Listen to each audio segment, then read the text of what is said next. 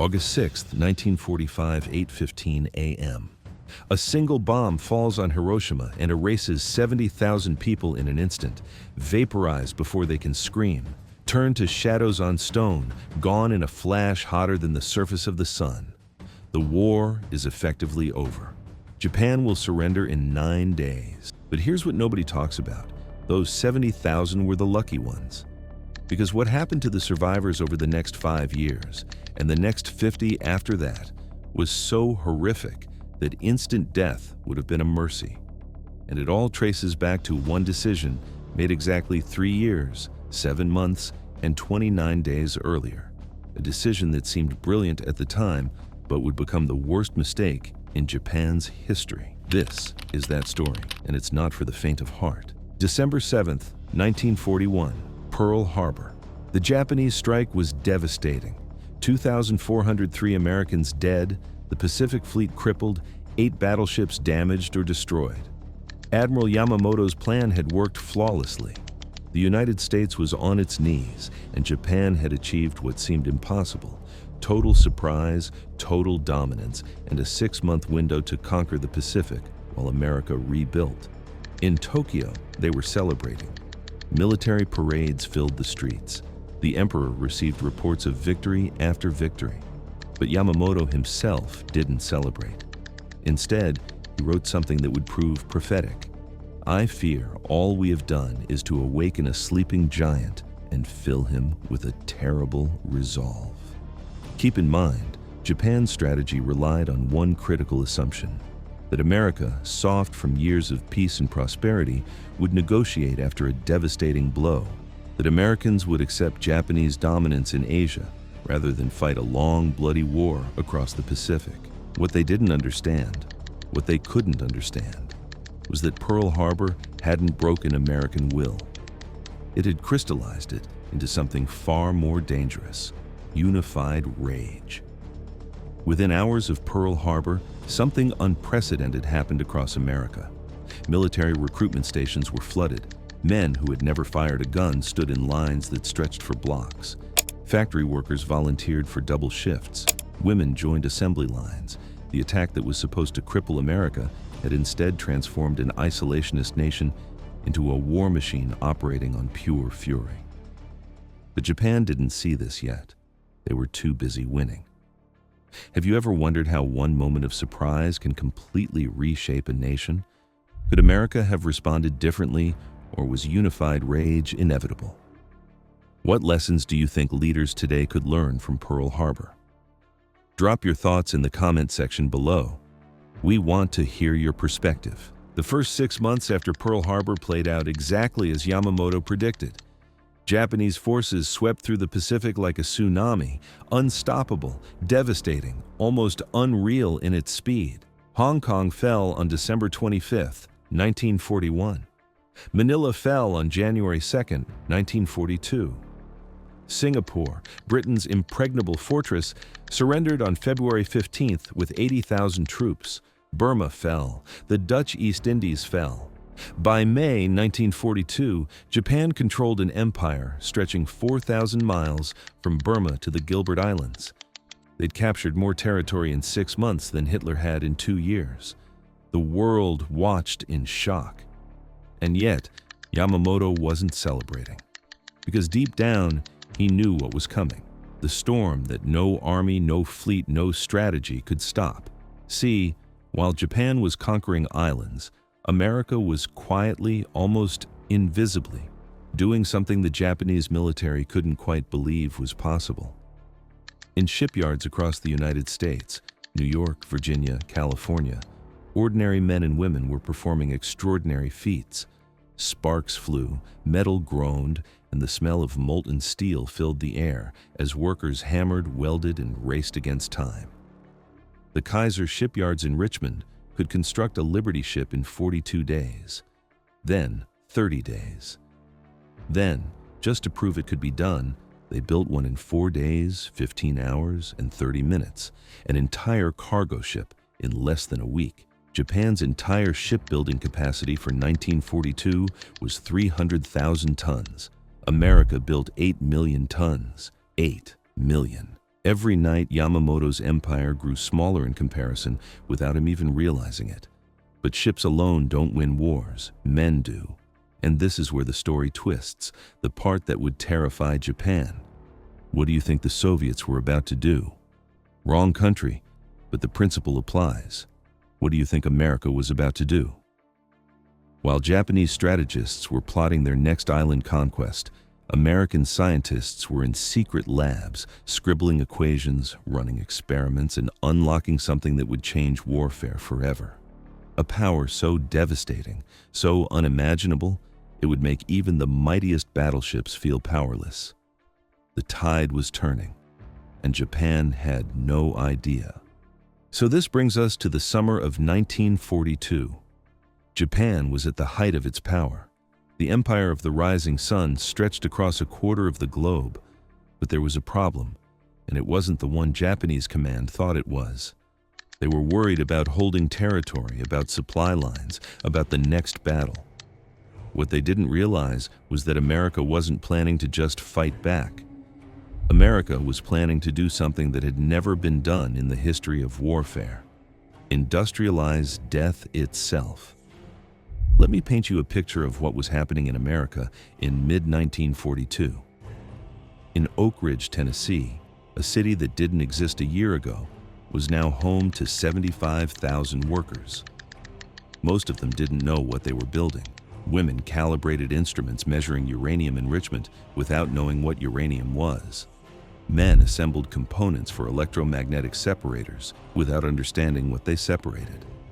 Everyone had a security clearance. No one had the full picture, except for a small group of scientists who understood exactly what they were creating and were horrified by it. At the same time, in Los Alamos, New Mexico, another secret city was rising in the desert. Robert Oppenheimer was assembling the greatest collection of scientific minds ever gathered in one place. Enrico Fermi, who'd created the first nuclear chain reaction. Hans Bethe, who understood how stars burned. Richard Feynman, who was picking locks on classified file cabinets for fun while simultaneously solving impossible physics problems. They were all working on the same question: how do you compress a sphere of plutonium fast enough to achieve critical mass before it blows itself apart? The answer they'd discover involved a device called an implosion lens, and it would change the world forever. But Japan didn't know about Oak Ridge. They didn't know about Los Alamos. They didn't know that in laboratories across America, scientists were unlocking the fundamental forces that held atoms together.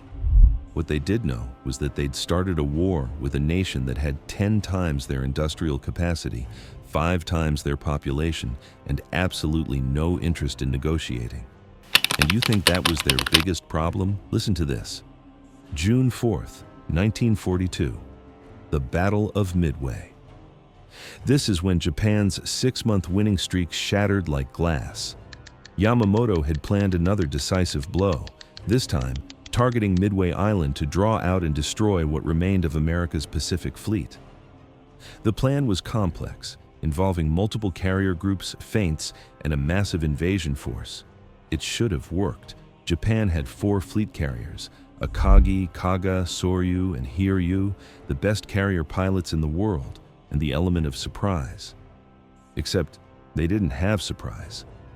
American codebreakers had cracked Japanese naval codes. Admiral Nimitz knew exactly where the Japanese fleet would be and when. He positioned 3 carriers, Enterprise, Hornet, and Yorktown, in a perfect ambush position northeast of Midway. What happened next took 6 minutes. American dive bombers, lost and low on fuel, stumbled onto the Japanese fleet at the exact moment when all 4 carriers had their decks full of armed and fueled aircraft. The bombs fell. Akagi was hit and burning within minutes. Kaga exploded as fires reached her torpedo storage. Soryu was struck by 3 bombs and began listing. Within 6 minutes, 3 of Japan's 4 fleet carriers were dying. Hiryu launched a counterstrike that crippled Yorktown, but was found and destroyed later that day. Japan lost 4 fleet carriers, 248 aircraft, and 3,057 men. More importantly, they lost their best carrier pilots, men who'd trained for a decade and couldn't be replaced. America lost 1 carrier and 307 men. But America had 10 more carriers under construction. Japan had none. The war in the Pacific had just reversed course, but they didn't even know this was only the beginning. After Midway, the war became something Japan had never prepared for, a grinding island-by-island slugfest where America's industrial advantage mattered more than Japanese warrior spirit. Guadalcanal. 6 months of hell. 19,000 Japanese soldiers dead versus 7,000 Americans. Tarawa fell in 76 hours. 4,690 Japanese defenders fought to the death. Only 17 surrendered. Saipan fell. Tinian fell. Guam fell. And with each island, American B-29 bombers moved 500 miles closer to Japan's home islands. By early 1945, the writing was on the wall. Japan's navy was destroyed. Their air force was reduced to kamikaze attacks. Their cities were being firebombed nightly. On March 9, 1945, 334 B-29s dropped incendiary bombs on Tokyo, creating a firestorm that killed 100,000 people in a single night and left 1 million homeless. More people died that night than in any other air raid in history. Japan's military leadership knew they were losing. They'd known since Midway. But surrender was unthinkable. Now we need to talk about something that happened quietly, in desert laboratories and production facilities, while men were dying on Pacific islands. The Manhattan Project, the codename for America's atomic bomb program, had cost $2 billion, employed 130,000 people, and consumed 0.5% of America's entire wartime electricity output. By July 1945, they had produced enough enriched uranium for 1 bomb and enough plutonium for 2 more. On July 16th, in the New Mexico desert, they tested the plutonium design. The explosion was equivalent to 22,000 tons of TNT. Oppenheimer watched the fireball and quoted Hindu scripture, "Now I am become death, the destroyer of worlds." President Truman, who had inherited this project after Roosevelt's death, now faced a choice that no human being should ever have to make. Japan was preparing for Operation Ketsugo, the defense of the home islands. Every man, woman, and child would fight. Bamboo spears were distributed to civilians. Schoolgirls trained with nagamaki polearms. The plan was simple. Make invading Japan so costly in American lives that the U.S. would negotiate a peace that left the emperor in power and Japan's military intact. American planners estimated casualties for Operation Downfall, the invasion of Japan, at anywhere from 500,000 to 1 million American dead. Japanese casualties would be 10 million or more. The entire population was prepared to die. Truman had 2 options: invade and lose 1 million American soldiers plus 10 million Japanese civilians in a grinding ground war, or use the new weapons. The moral calculus was horrifying. But there was another factor. The Soviet Union had just declared war on Japan on August 8th and was advancing into Manchuria. If the war dragged on, Stalin would occupy northern Japan and demand a role in post-war governance. Truman wanted Japan's surrender before the Soviets could establish facts on the ground. On August 6, 1945, a B-29 named Enola Gay took off from Tinian Island carrying a uranium bomb nicknamed Little Boy. The target was Hiroshima, chosen because it was an important military port and had been spared conventional bombing, so the weapon's effects could be accurately measured. At 8:15 a.m., at an altitude of 1,900 feet, Little Boy detonated. And yet, believe it or not, this was still not the worst part. Here's what happened in the first microsecond. Uranium atoms split, releasing neutrons that split more atoms in an exponential chain reaction. In 0.000001 seconds, the bomb released energy equivalent to 15,000 tons of TNT. The fireball reached temperatures of 5,400 degrees Fahrenheit, hotter than the surface of the sun. Imagine a sun, small enough to hover over the city, suddenly appearing above Hiroshima, incinerating everything in its path. The sky itself seemed to burn. Within 1 second, everything within a half-mile radius simply ceased to exist. Buildings didn't collapse, they vaporized. People didn't die, they were erased. Shadows were burned onto walls where people had been standing, a man sitting on bank steps, a woman reaching for a door, a child running. These shadows remain today, frozen in stone by a light hotter than the sun. The people are gone. Only their shadows remain. At 1 mile from ground zero, the thermal pulse ignited everything flammable instantly. People's clothing burst into flames on their bodies, exposed skin charred black. The shockwave that followed collapsed buildings, sending debris flying at hundreds of miles per hour. 70,000 people died in this first minute. Can you even imagine being there? Seeing the world vaporize before your eyes, feeling the heat radiating like the sun itself had descended on the earth? And then came the cries, the smoke, the chaos. Survivors stumbling through a nightmare of fire and rubble, burned beyond recognition, blinded by the glare, clutching loved ones who were no longer there.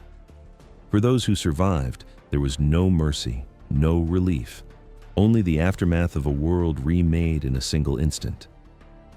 But remember what we said at the beginning? Those 70,000 were the lucky ones. Because the suffering of the survivors over the next hours, days, and years would be far worse. Radiation, disease, burns, and despair. This was the silent shadow that followed the fireball, and it would haunt Japan for decades. The Hibakusha, the survivors, faced something worse than immediate death. Within hours, people who'd seemed fine began vomiting uncontrollably. Their hair fell out in clumps. Purple spots appeared on their skin as blood vessels ruptured. This was acute radiation sickness, and there was no treatment for it. Within a week, the death toll had climbed to 80,000. People who'd been miles from the blast were dying. Rescue workers who entered the city died. Doctors treating patients died. The radiation was invisible, odorless, tasteless, and absolutely lethal. The burns were unlike anything doctors had seen. Thermal burns from the flash, which went down to the bone. Radiation burns that appeared days after exposure and wouldn't heal. Combined injuries where blast trauma, burns, and radiation poisoning all attacked the body simultaneously. Hospitals were overwhelmed, medical supplies were gone, the city's infrastructure was destroyed. People died waiting for treatment that would never come. Listen to this. Hiroshima looked normal from the outside. The surrounding hills were untouched, birds still sang. But walk into the city center and you entered hell. Bodies lined the streets. Survivors with melted faces wandered in shock. The Oda River was clogged with corpses of people who jumped in seeking relief from burns. One survivor described seeing a mother trying to breastfeed her baby, not realizing both she and the child were already dying from radiation. Another told of a father carrying his dead daughter for 3 days, refusing to believe she was gone. A woman described watching her skin slide off her arms like a glove. We won't describe the radiation effects on pregnant women here, but let your imagination do the rest. On August 9th, 3 days after Hiroshima, America dropped a second bomb, Fat Man, on Nagasaki.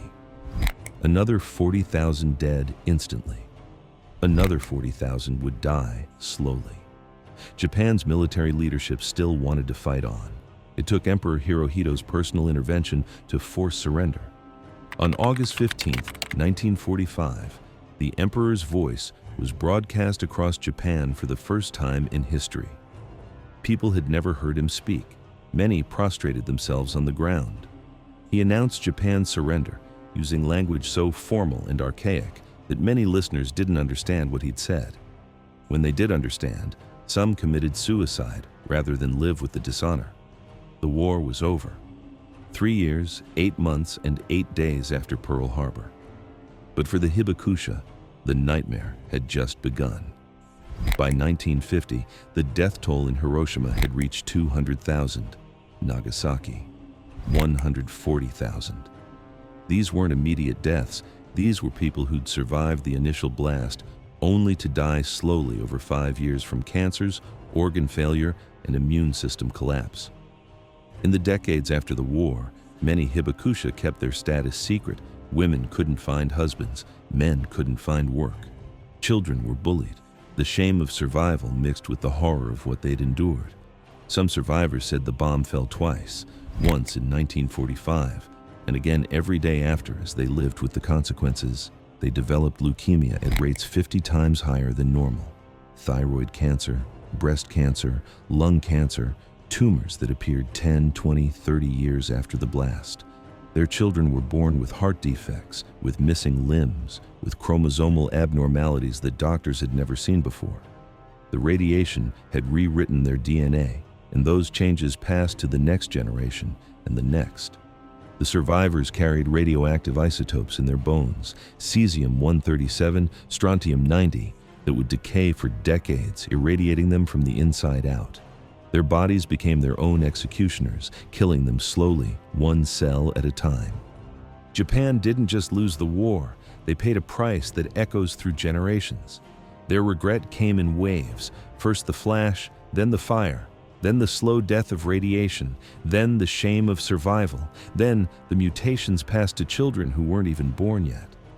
But the shadows remain, burned into stone at the Hiroshima Peace Memorial.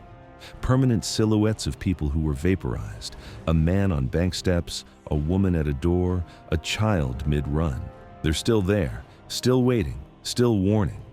If you want to discover how Hitler's desperate gamble at the Battle of the Bulge became Germany's final catastrophic mistake, check out the video on your screen right now.